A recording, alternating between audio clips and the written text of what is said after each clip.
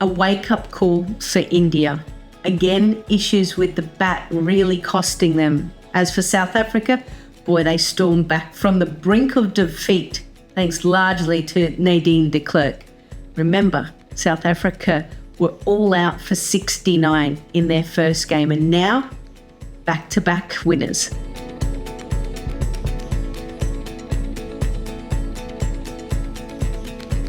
For India, 3 games, 3 losses at the toss.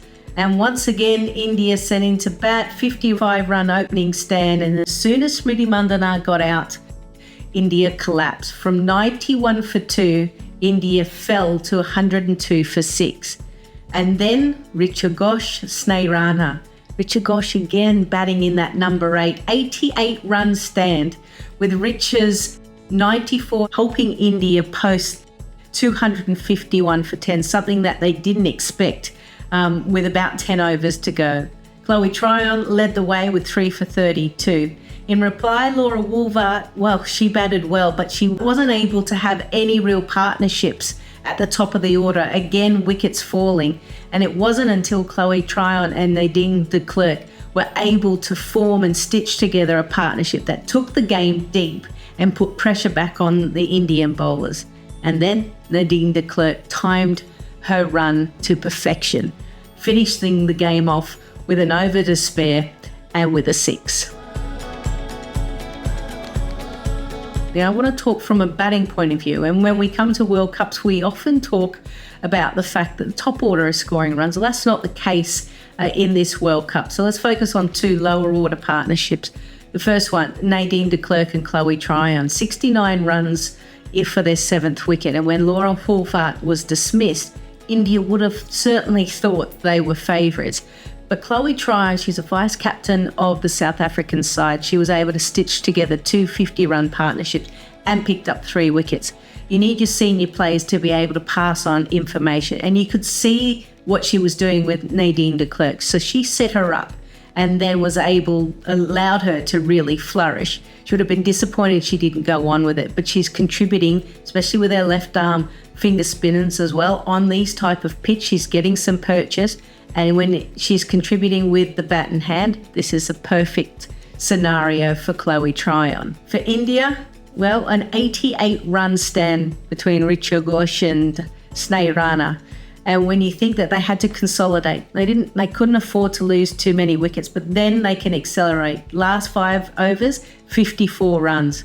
This is the 3rd time Rana has contributed in the lower order. But Richa's ability to find the boundary with ease, 94 runs, it's the highest score whilst batting at number 8 or lower in women's ODIs. And she just flicks through the gears. She does it with ease. And you can see that it's very deliberate in what she's trying to do. Moves around the crease, opens up a different area, and targets a bowler as well. She's still so young, which is so exciting. So she has been performing well. Real question is, should we get her up the order? I think so. Has to be Nadine de Klerk. Only scored 2 half-centuries before this match. And when she walked in at 142 for 6, there was still over 100 runs to score, and she needed to pace her innings. She got up and down the wicket nicely. But one thing I wanted to highlight, literally, I think it was 41 runs off 24 deliveries. It was the 47th over, and she decided to attack Krantigal. First ball went wide, next ball 6, second ball 6. Third ball opens, goes to the leg side, goes over cover 4. Then Richa Ghosh goes down with a strain, or should I say cramping. But she targeted that over. And she knew also when Ayabonga Kaka came out not to take a single. She always wanted to be on strike for the first ball of the next over.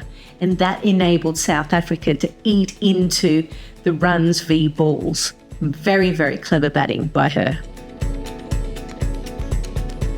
3 games and no 50 yet from the top 5 of the Indian batting order.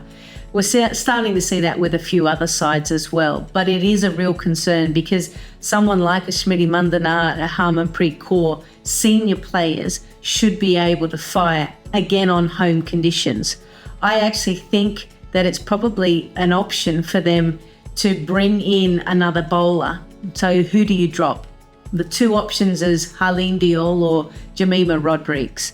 Maybe a Jemima misses out and an Arundhati Reddy or a Radha Yadav comes in, potentially giving them also another option with the ball. We saw Harman Co roll their arm over, but they've been going with this 5 bowlers only. And even with Harman Co, who hasn't been bowling a lot, it is a concern. So why don't they have just another buffer?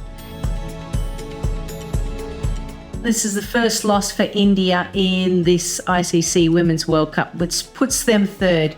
However, they do have a tough game the next game. It's the defending champions, the Australian side, who's unbeaten. It will be at the same venue, so India does have a slight advantage because they're used to the conditions. But can they learn? Can they learn from their mistakes in this match? It was an up and down clash.